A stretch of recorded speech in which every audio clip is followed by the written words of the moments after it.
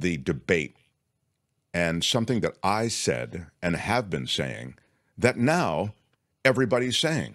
But when I said it, I was damned by my own audience.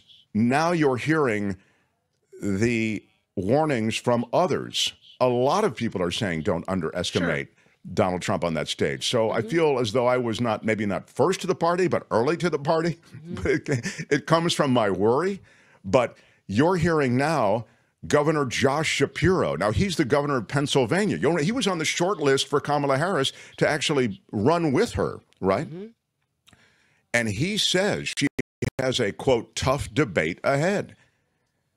He says, quote, listen, he could be me speaking like this, and then he could deal with the emails that I deal with.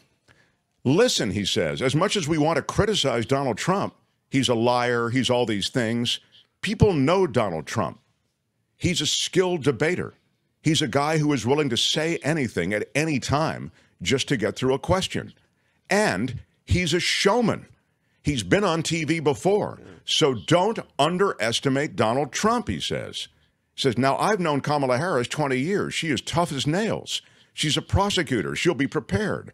But this is going to be a tough debate. And that's all I have been saying, that she has everything she needs to win this debate. Even though it's not really a debate, it's a TV show. She has everything she needs to win this TV show, this back and forth. But because there are no real rules and there's no score, and you're just going to hear a lot of punditry at the end, and you're going to hear a lot of spin, and among those who in the spin room who'll be working for Trump, spinning for Trump, did you see, is RFK Jr.? He is going to be in the post-debate chamber to meet with media and to spin for Trump. What? Yeah. So anyway, that's what you're going to be down to. So it's going to be a feeling you'll have about things. And so I guess all I'm saying is, and this is the sad part of the sexism of it all, I think, she has a tougher dragon to slay because she's a woman. She can't come out bitchy or too aggressive.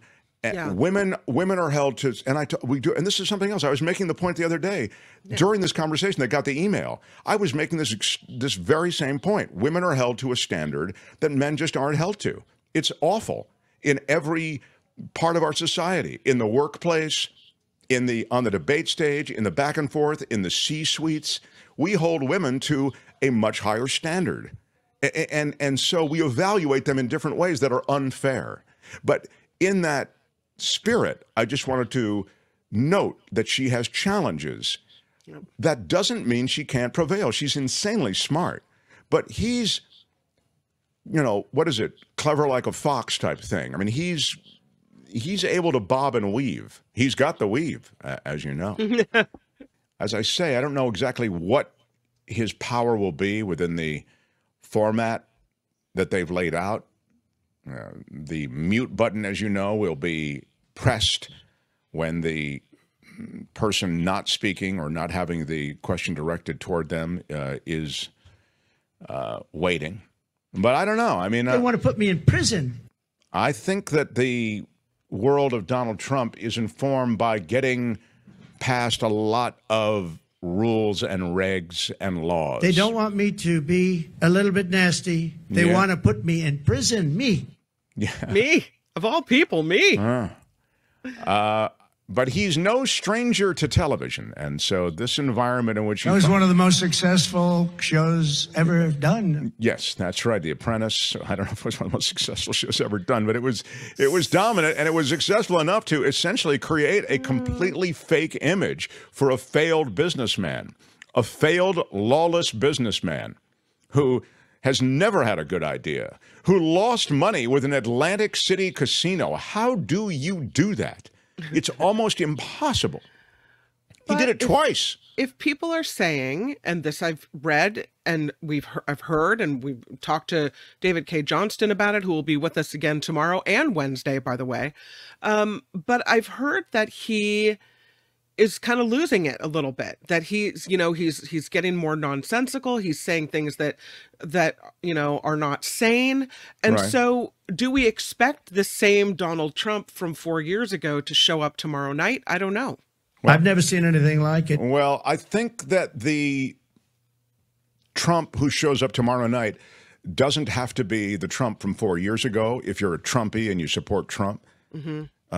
He just has to be the right Trump for the moment. And I know that that's kind of a generic statement, but there's only so much we can know about what's going to happen tomorrow night. Maybe he has his Joe Biden moment. Maybe this is a debate where all of a sudden he's not standing next to someone who looks more feeble than him, and he's the one that looks like the old guy that's on his way out. Well, I don't think he's going to have a Joe Biden moment of the sort that we saw. I don't think he's going to come across feeble. I don't think. But here is the way I would say you might have a moment like that. If you saw A Few Good Men, there's that moment with Jack Nicholson on the stand, and Tom Cruise is baiting him essentially about ordering the code red. You can't handle the truth. Right. You can't handle you're damn right I ordered the code red. Who's going to be on that wall? Who's going to protect you? Yeah. That was a victory for the prosecution, right? They wanted that moment for Nicholson, his character, to lose it, the general to lose it. Now, there may be a moment like that. It's a lot to wish for. It's like wishing for a witness on the witness stand generally in a trial to break down like in a Law and Order episode and just say, yes, I did it. I couldn't take it anymore. That generally does not happen. Trump, and this is why I get to this thing that people give me a hard time sometimes with the emails and in the chat. Trump is a skilled television performer. He may be clunky to you. To me, his whole con was clunky.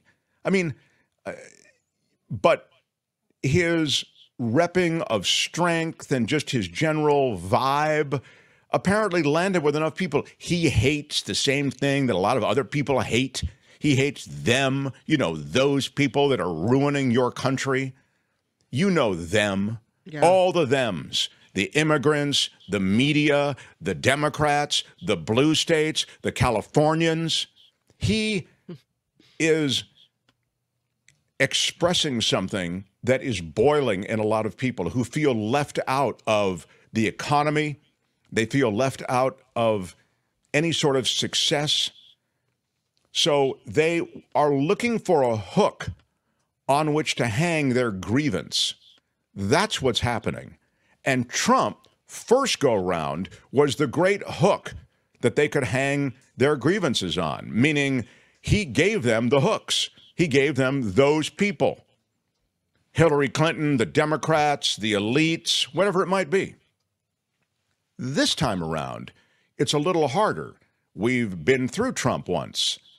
He isn't the change agent that he reps himself as being, but he still is singing the song of hate that he was singing before. And he's even added a little bit to the hate, right? He now talks about jailing those who are his adversaries, imprisoning those who disagree with him, those who are involved in the election, those who are involved in the media, in the adversarial media. So Trump is still a potent force in this particular country, given this particular configuration. And the last thing I would say, also given the configuration of the election, the way we do elections is effed up. It's not based on the popular vote. I've said it before. He'll lose. He'll lose. He'll be steamrolled in the actual popular vote. But the Electoral College is all he has to win. Yeah. So it's going to be an interesting night. Hi, it's Mark, and I thought that was great. Hit the notification bell. You'll know whenever there's a new video being dropped, and please subscribe to our channel to help us save the universe.